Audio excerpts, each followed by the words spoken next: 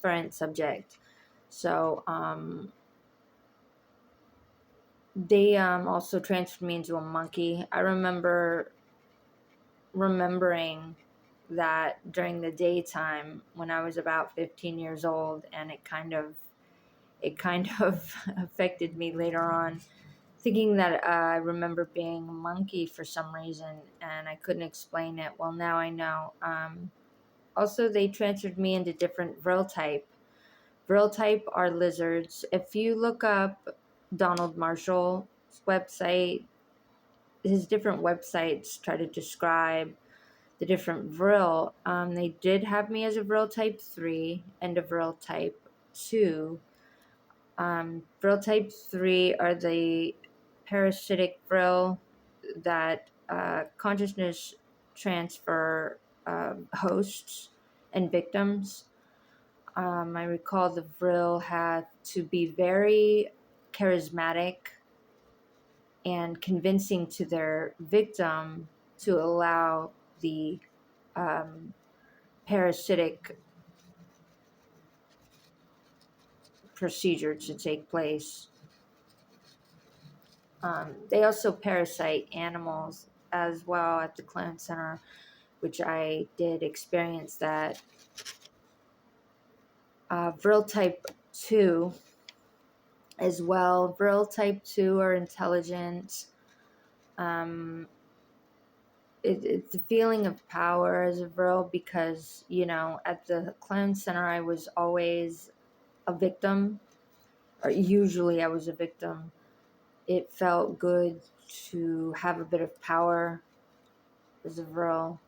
Vril type 2 are the cannibalistic creatures that live inside the earth, and they can talk. That is in comparison versus the red-scaled Vril, who I was tortured by several times because they are the red-scaled Vril are terrifying to see, and especially when they do not suppress your consciousness. At the Clone Center, I was terrorized by those creatures when I was about 12 or 13. There's various instances they using aliens as well to terrorize me. Okay, so moving on. There were about 6 of us on average, creators of music, lyrics, and media in our round table, which included myself, Donald Marshall, 3 of my family members. Later in the mid-90s, we inducted a 6th member, and Queen Elizabeth and Vladimir Putin were there off and on, which made the 7th member.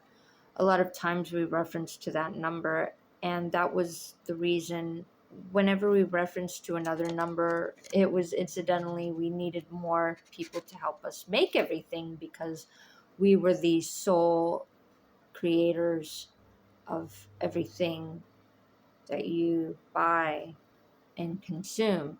And it was a very stealthy project, which had a lot of pressure to create as Clown Center attendees.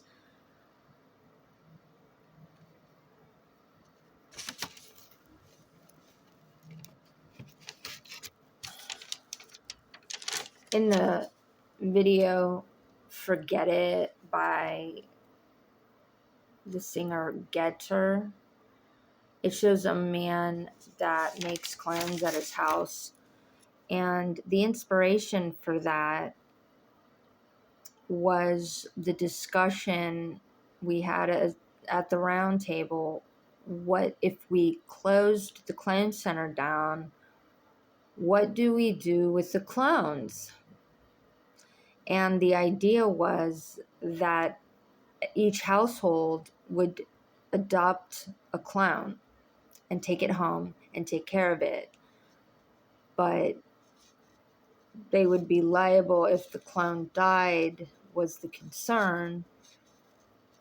And the film shows the man with bodies in his yard, and that was why, because the clones kept dying because they have genetic defects,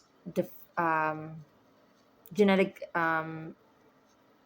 deficiencies as well.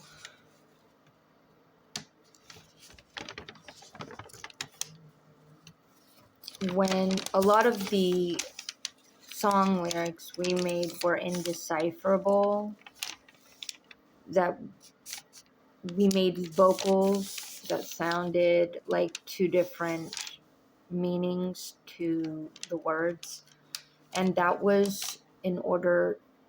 Not only is it kind of hard to come up with lyrics, but we wanted to disguise our names within the songs so that it wasn't obvious that we were revealing our identity as creators to the song. So that's where, you know, indecipherable lyrics kind of came from. Those two different reasons. In the song The Other Me by Jim Sturgis is an obvious one. It just indicated that we wanted to be our other self that's famous, but obviously that only stretches so far when it's just a clone to begin with.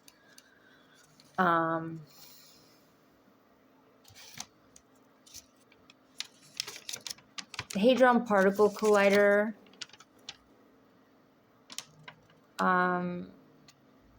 is referenced in several themes, including Groundhog Day and Hadron Particle Collider, the song by Blood Orange. We also made a Super Collider song by Radiohead. In the Bill Murray film, he keeps repeating the same day over and over again. That's the Hadron Particle Collider. It's a time machine that trips time back. It's a very real thing. Whenever you get a really, really strong sense of deja vu, it's always the strongest sense of deja vu. It's not the slight ones. I can't really explain the slight deja vus that you have, but the strongest ones, those are the Hadron Particle Collider was probably hit the day before, and so you're just reliving the day that you lived, literally reliving it, and your brain is indicating that to you.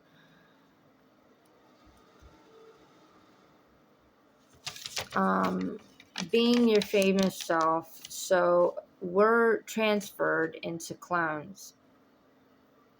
In REM stage, our memory is repressed and erased after the occurrence. When we fall asleep, there's a clone avatar that has my matching microchip frequency, because it is microchipped as well, receives the signal, and I see life through that avatar body. If you look up, Elon Musk has released the technology involved with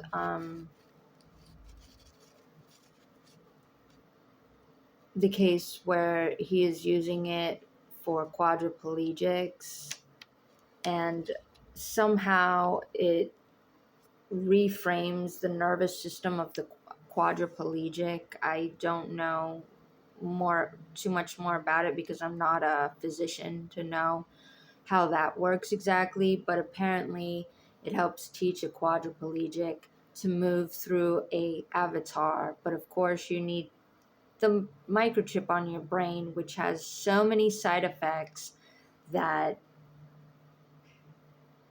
I would suggest a med bed before you go through the process of microchipping your brain because of the side effects. So I don't promote it, but for the sake of argument, to explain the fact that the technology exists, I that is my my reason for making these videos talking about it. Also,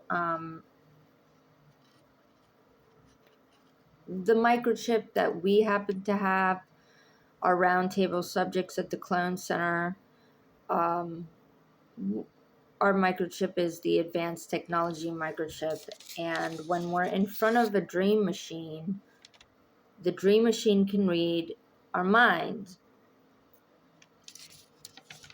That is how it can read a music in our mind. That is how the music is made. If you look at All Mine, the video by Portishead, you will see the little girl is in front of, it's a replication of a dream machine. It's not an actual dream machine. It's just a model. It's a fake model. It looks like a big screen TV. Typically, they're not that big of size. Usually, they're much smaller. And there's no springs in the frame. It's just like a solid piece that would literally look like a TV, but there's no buttons on, you know, to indicate that it would be a TV. It's literally just the screen with a frame around it. And that is what I reference to as the God machine or the dream machine. And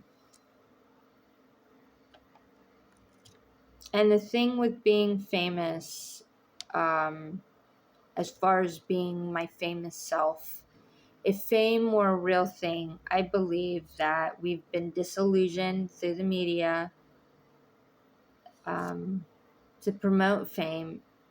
And it's definitely not as it's indicated in the media, where people want to admire you and come up to you and get your autograph. If it ever was like that, it's not like that anymore. Because if everybody wants to be famous, then they just want what you have. And in order to get famous, they will try to make you look bad. So, because if I'm, you know, even 30% famous, you know, that's getting in somebody else's way of being famous too. And, you know, apparently the CIA is still inducting folks for various performance procurements, so that if I look bad, then that's just room for them to get in the industry in a way. So it's definitely not what it's painted. Now that's just my experience of it. I really don't promote people worshiping or believing that that is real, that celebrities are actually worshipped, because from my experience, that's not the case, and it's just the opposite, that people just are envious and want to take from you. They think that you have to give, and they want to take. And meanwhile, I can't trade fame over for a loaf of bread to eat with, and I still have to work. So it's definitely not getting me respect. And I guess that's all. If anybody wants to know more about the Hadron Particle Collider, please ask Donald Marshall. Or I think a lot of times you can read into the music lyrics, and really anything you imagine is real at this point in time. Sad to say, it's magical, but it's sad because we are not in control as men. We are not in control. Why should we be? If we're not creators of this planet, we can't even figure out how everything works still. We've been on this planet for 500,000 years, and we are not in control. So you really, we're blessed in a common law nation that man self-governs, and it's through the discovery of education. And I'd love to promote nationallibertyalliance.org, which has a government by consent course that teaches the truth. And unless you study admiralty law language, and really it's by trial and error, filing notices to court or lawsuits, whichever or both, they one can interpret their language, because it is ultimately through the courts that you protect your property from whoever, the Chinese, the aliens. I don't care what you call it. There's our enemies that want your property, because I've experienced that to one of the greatest extents of any human being that has come out. And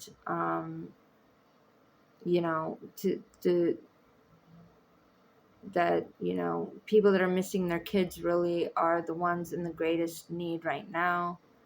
So I promote Save Our Children Truth Commission, where the founder of Save Our Children Truth Commission, Mel Janelle, is helping parents decipher admiralty law and bar language so that people can fight for their children through the court system that were unlawfully abducted from their care and custody. Thank you, everyone, for listening. Please check out those websites if you can, and have a blessed week. Bye-bye.